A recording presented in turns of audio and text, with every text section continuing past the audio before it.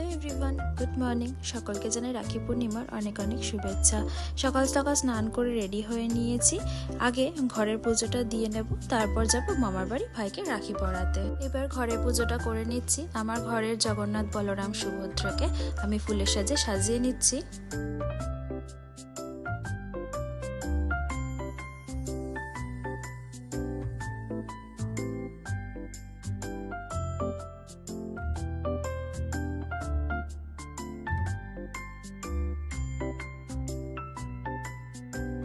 চলে এসেছি মামার বাড়িতে, আর ভাই দরজাটা খুললো। প্রতিটা বছরও আমার জন্য অপেক্ষা করে বসে থাকে আমি কখন ওকে রাখি পরাতে আসবো।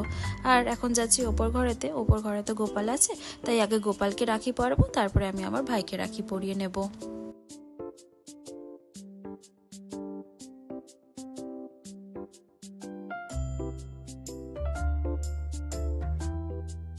এবার আমি রাখি পরিয়ে নিচ্ছি ভাইকে। ওর হাতে 4-5টা রাখি দেখতেই পারছো অলরেডি তোমরা।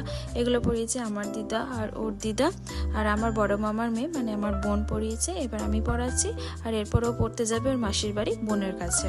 একে অপরকে আমরা একটু মিষ্টি মুখ করিয়ে নিচ্ছি, আর বাদবাকি খাবারগুলো আস্তে ধীরে পরেও খেয়ে নেবে।